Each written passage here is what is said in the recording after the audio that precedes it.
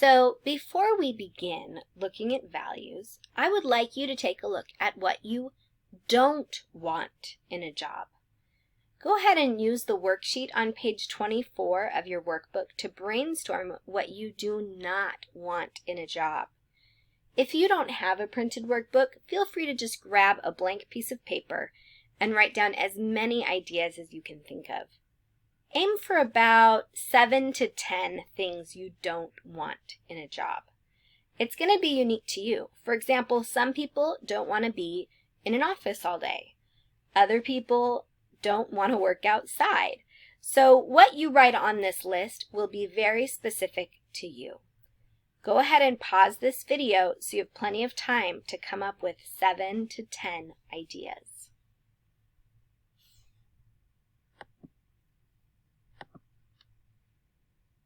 So, what did you learn from that activity? Go ahead and look at all the ideas you came up with, and I want you to circle the 3 things you most want to avoid when choosing a career. Go ahead and pause this so you have plenty of time to answer this question and circle your top 3 things you do not want in a career. Then I'm going to give you an opportunity to share those 3 things with me.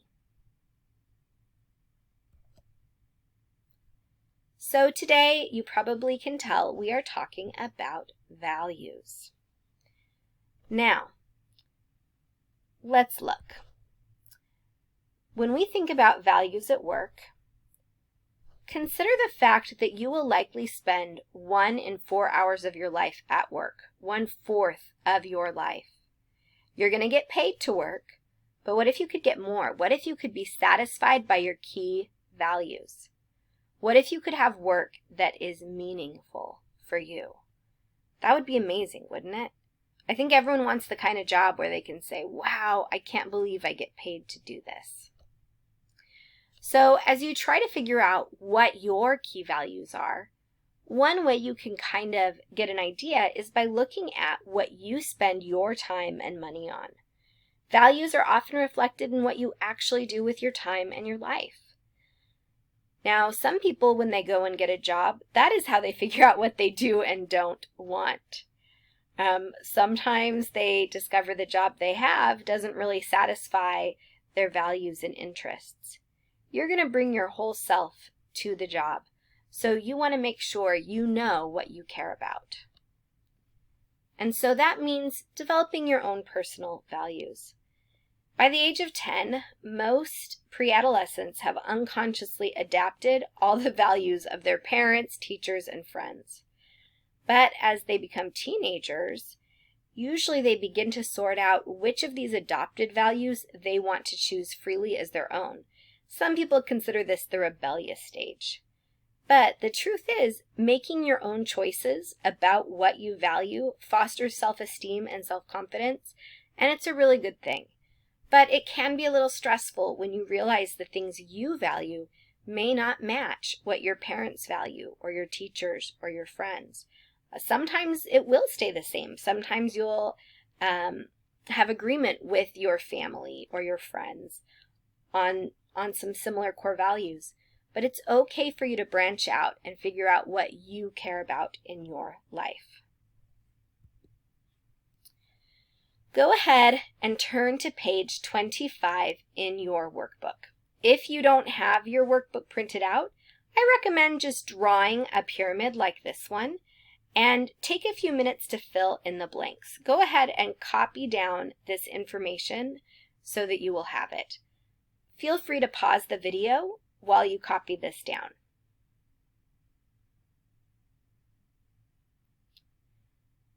So let's take a look at this pyramid. Abraham Maslow came up with this hierarchy of needs. Basically, what he said is that you need some foundational needs met before you can get to higher level needs.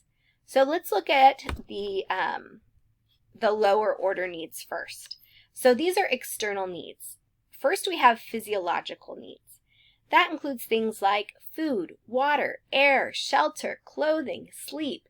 These are things you need to stay alive and survive. The next level up are needs of safety and security. That includes things like health, empowerment, property, having a place to live, family, social stability. All of those are very important, but these are external needs. These are things you need outside of yourself to be safe and healthy. As we move to the top of the pyramid, you're going to notice the higher order or internal needs. The next level up is belonging. Friendship, family, intimacy, a sense of connection. Feeling like there's a place where you belong. This is an internal need. This is not a life or death need, but it's very important. It's very important to have a community where you feel like you belong. Next up is self-esteem. This is how you feel about yourself. Confidence, achievement, having the respect of others, being able to express who you are as an individual. All of this is part of self-esteem. And then at the very top is self-actualization. This is where you get those high order needs. Morality, creativity, purpose, meaning, spontaneity, acceptance. This is where you're going to do your highest level work. Now, why is it built like this pyramid? It's because you need your basic needs met before you can get to those higher level things. For example, if you don't have food or water or shelter, you're not going to be thinking about, oh, how can I have more creativity in my life? You are probably in crisis mode, like, I need a place to live, I need food to eat. It's only after your physiological needs are met, your safety and security are met, your belonging, self-esteem, that you're able to get to that self-actualization level. So a lot of us use this pyramid, this hierarchy of needs, to kind of analyze where we are in life and how we can move towards that top of the pyramid. Now, Herzberg is another researcher who came up with the theory of motivation. What he found is that people have external and internal motivators, and this can rely to work. So, for example, an external motivator might be how much money you make. It might be what the working conditions are like. Are you inside or are you outside? Company policies, possible for advancement. Internal motivators might be the amount of responsibility you have, the type of work that you get to do. So let's look at how Herzberg's theory of motivation overlaps with Maslow's hierarchy of needs. So when we look at the physiological needs in general for your life, we can also look at the motivators, the work motivators that go with that. And so that's salary, benefits, job security. This is the basic thing.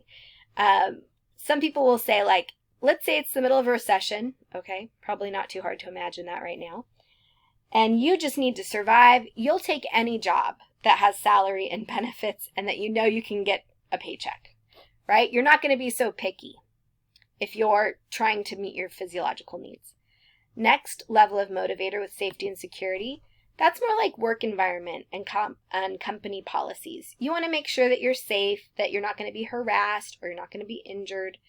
That is related to safety and security. When we move up the pyramid from belonging, there comes a chance where you have relationships. There are people I know who, they're earning enough money, they like the work environment, but the reason they love their job is because they have really good relationships with their coworkers, and that makes it awesome for them. Alternatively, I know people who love the work they're doing, but they don't get along well with their boss, or they don't get along well with their coworkers, and that can really affect job satisfaction.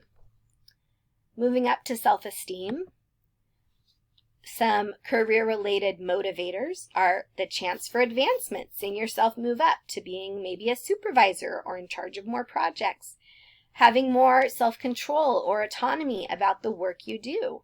People talk a lot about micromanaging and how often people don't enjoy being micromanaged. You can see with self-esteem the chance for that autonomy and self-control. It can make you really feel good about yourself at work. So that can be a motivator. And then at the very top, self-actualization. This is where you want to develop skills and knowledge. It's like lifelong learning. You're excited to learn about it. Challenging, meaningful work, the chance to achieve. These are all major motivators. And it's interesting, I've noticed over life, people will start off with that survival job, and as time goes on, they long more and more to move up this pyramid until they've got a job that, yes, meets their basic needs, physiological needs, but also gives them meaningful work, good relationships, and a chance to direct their own work. So this is important to think about as you look at what you value and what you need and what is going to motivate you on the job. So needs and motivators. There's different things that we need and that motivate us. So one is that inner drive to influence how you choose a career. You can see I've got my bread and water. These are your needs. You must eat. A cupcake, that might be more of a motivator. It's food. I mean, I love cupcakes, so it would motivate me. Having that salary, that can be motivating for you. But beyond just these bare necessities, things like being able to help other people might motivate you. Being able to work on your own might motivate you. Having a chance to do work that contributes positively to the world might motivate you. Having the chance to be a leader and in charge of other people and projects and have influence, that might motivate you. So all of this is important as you consider what job you want. And of course, these are happy people. The more your values overlap with the career you choose, the happier you are going to be at work. So it is really important, if you can, to move your way up that pyramid so that that inner drive and needs that you have that are internal to you, you can overlap with careers that will meet those needs. And remember, if you're having trouble meeting those basic level needs, physiological and safety needs, it's pretty hard to meet the needs at the top of the pyramid. So you may have to work your way up. So, what did you learn? Think about what you learned about Maslow's hierarchy of needs, what you learned about Herzberg's theory of motivation, and how values are important when it comes to choosing a career.